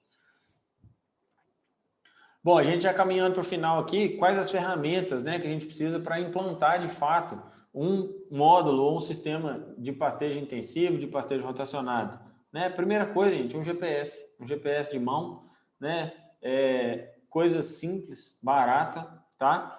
Hoje em dia a gente consegue fazer isso quase que pelo Google de casa. Se você tem as coordenadas, você tem localização, né? Tem vários aplicativos aí de celular, tem uma precisão razoável, tá? Esses GPS de mão, como eles não são de uso militar, eles acabam não tendo uma precisão extraordinária, né? A gente acaba tendo uma precisão aí, dependendo do equipamento que a gente estiver usando, entre 1 e 3 metros. Às vezes a gente tem precisões aí de 6, 7 metros, depende do número de satélites que esse GPS está pegando, tá? E uma vez que a gente tem esse aparelho ou usa algum tipo de marcação de coordenadas, a gente mapeia a área através de um software, né? Então eu posso ir no campo, marcar os pontos de GPS naquela área, descarregar esses pontos e aí eu vou ter a visão do mapa num software, tá? Tem vários softwares pagos, tem vários softwares gratuitos, não tem regra. A regra é, eu vou montar um sistema baseado nas premissas que a gente acabou de conversar até aqui, tá? E vou botar esse sistema para funcionar, vou botar esse planejamento para rodar. Logo nos primeiros momentos ali, né, de início de projeto, a gente já vai começar a ver os gargalos, a gente já vai começar a ver as dificuldades e aí a gente vai sanando essas dificuldades, a gente vai passando por cima delas, tá? Então é fundamental. Um GPS e um software sozinho, gente, não fazem projeto, eles não planejam sistemas, tá? Mas eles são ferramentas que a gente usa para ter uma visão mais macro, mais espacial da área, projetar os piquetes, entender, né, baseado nessas premissas que a gente comentou, de tamanho, etc., como que ficaria um croquis, como que ficaria o desenho daquela área. Né? A gente vai para a prática, implementa, coloca as cercas, faz a coisa rodar, faz a coisa acontecer e acompanha, monitora, acompanha os animais, acompanha as pessoas, entende se o índice está dentro do que a gente espera, se não está, né? E a partir desse monitoramento, desse acompanhamento, a gente vai buscando soluções, a gente vai dando soluções para as dificuldades, tá? Quando a gente fala do GPS propriamente dito, só para vocês entenderem, a gente tem dois tipos de coordenadas, né? A localização real, que a gente está, que é medida em tempo real mesmo. Então, eu tenho um aparelho que ele está medindo a minha localização, por exemplo, e a gente tem os waypoints, né? O que são esses waypoints? Na maioria das vezes, a gente vai usar essa ferramenta. Eu estou na localização X, então eu estou na coordenada tal. Tantos graus de longitude, tantos graus de latitude. Eu vou marcar um waypoint aqui. Então, fica gravado no GPS aquela coordenada ali que eu gravei aquele ponto. E assim a gente vai andando na área e gravando waypoints, né? Eu posso fazer trilhas, tem várias opções dentro desses aparelhos, tá? Mas a que a gente mais vai usar e a mais básica de todas, mais simples, são os waypoints. É importante a gente entender que a localização em tempo real é uma coisa e o waypoint é aquela localização gravada naquela coordenada ali que a gente definiu, que a gente marcou, tá? Então, essa análise de dados em tempo real, né? Só existe um ponto por coordenada, é impossível a gente sobrepor 2 pontos, então é por isso que o waypoint funciona muito bem. O GPS identificou aquela coordenada, longitude e latitude, né? Na maioria das vezes acontece por triangulação, tá? Então, tem satélites, né, que triangulam e acham a localização em comum, né, da distância que eles estão, localização em comum dos 3, só existe um ponto de interseção entre esses 3 satélites, né, podem ser mais de 3, depende da capacidade do GPS, da capacidade de precisão do aparelho, mas 3 são suficientes para darem para a gente uma localização de coordenada precisa, tá? Então, como só existe esse ponto e não tem como a gente sobrepor uma coordenada, o GPS armazena aquela coordenada ali como um waypoint, tá? Bom, agora vamos para o Google, vou mostrar para vocês como é que a gente faz, né? Como é que a gente inicia.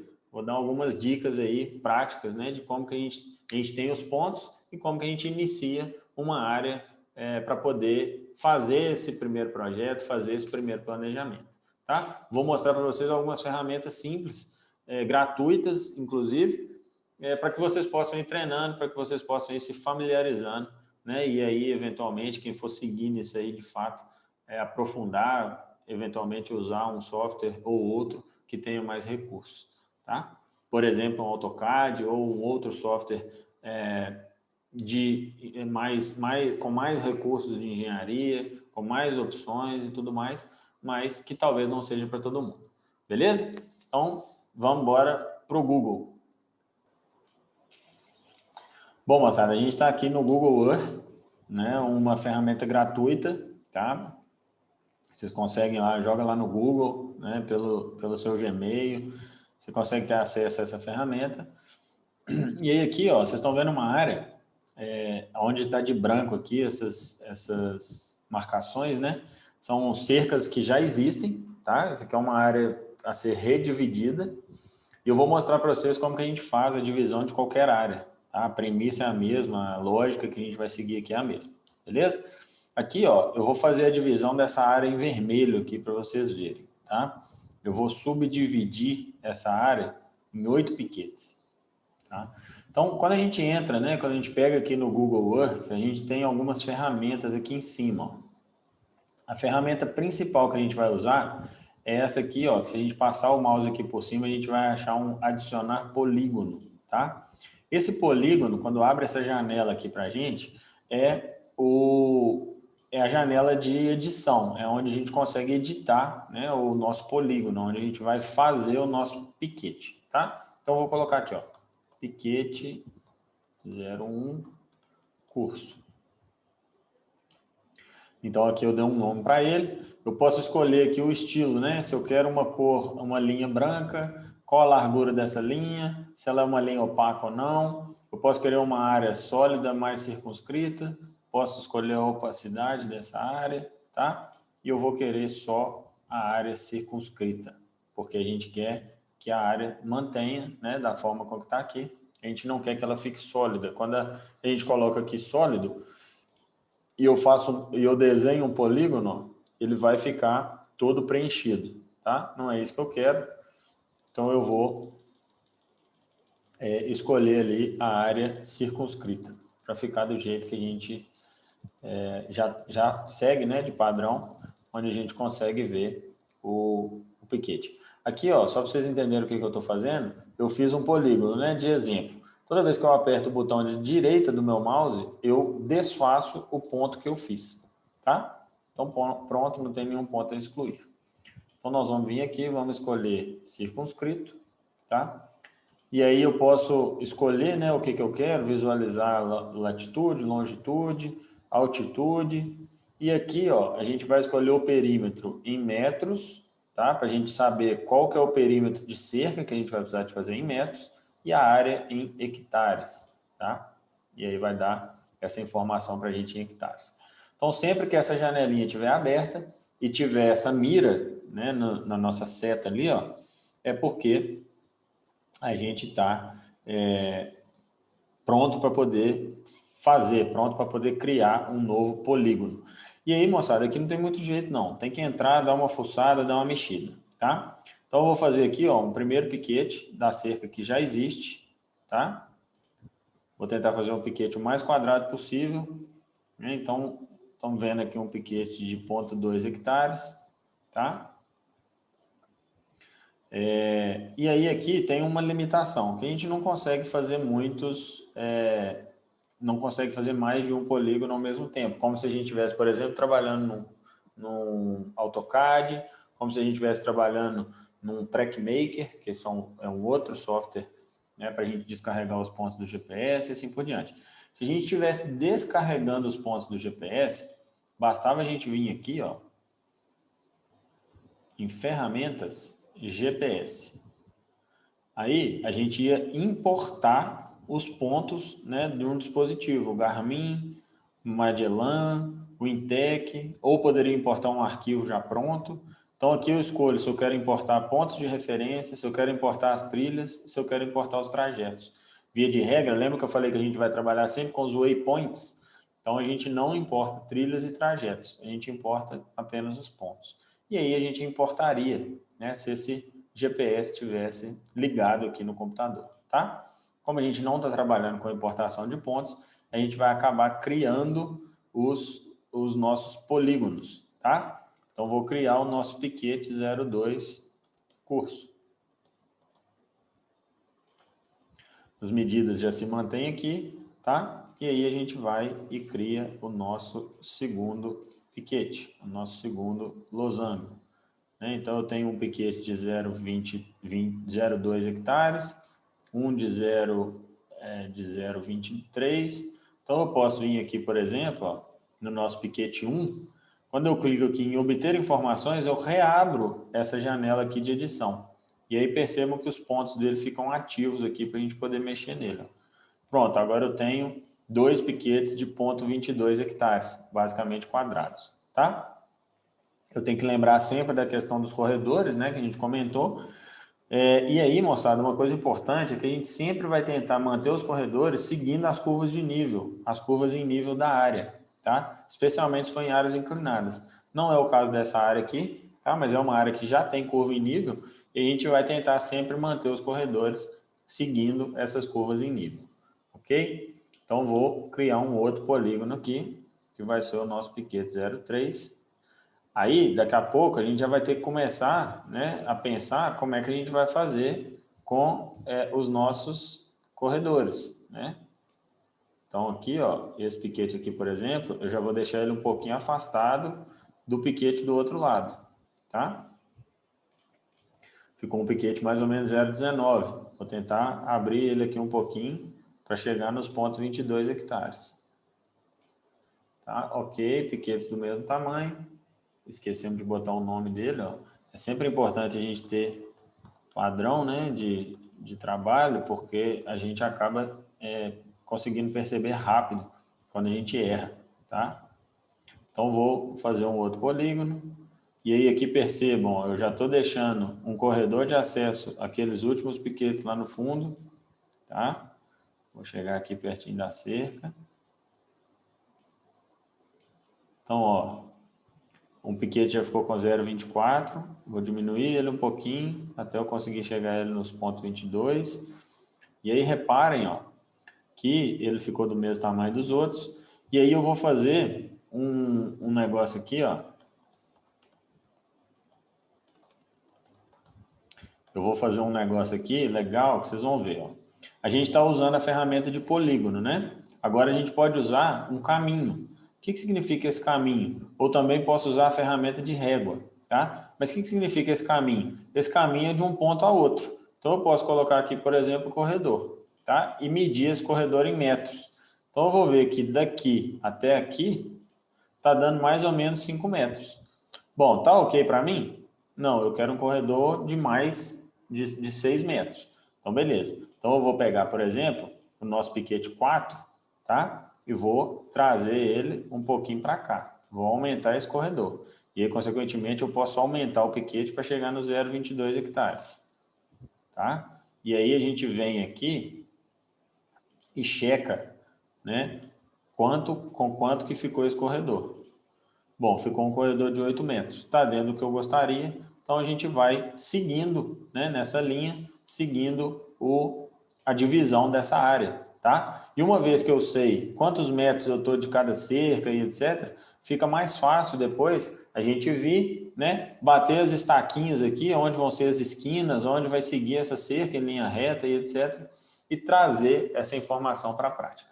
Beleza? A gente segue basicamente essa linha, pessoal, muito simples, muito fácil, muito aplicada, tá? E mais importante do que o detalhinho, né? Fiquem atentos às premissas que a gente comentou, fiquem atentos às tomadas de decisão mais macro, mais estratégicas do projeto, tá? Essas nuances, essas dificuldades aí, né? Esses gargalos que vão aparecendo no dia a dia, eles são inerentes ao sistema de pastejo, né? A gente precisa estar preparado para poder lidar com elas, para poder tomar essas decisões da melhor maneira possível. Beleza? Bom, moçada, espero que vocês tenham tido uma reflexão, né, em relação a esses pontos aí mais práticos, mais aplicados mesmo no dia a dia, tá? Se ficarem com alguma dúvida, né, depois que esse turbilhão de conteúdo aí aterrissar, podem mandar e-mail, tá? Podem mandar mensagem aí no Instagram, fiquem à vontade. O que tiver ao nosso alcance, nós vamos fazer o possível para poder ajudar todo mundo, tá bom? E novamente queria agradecer, né, a organização, ao professor Diogo, né, por proporcionar esses momentos aí, né, tão cada vez mais raros, cada vez mais difíceis dentro das instituições, né? A gente vive isso no nosso dia a dia também. Então, parabéns, né, pela iniciativa e se adaptando às novas realidades. Até a próxima, fiquem com Deus, um grande abraço.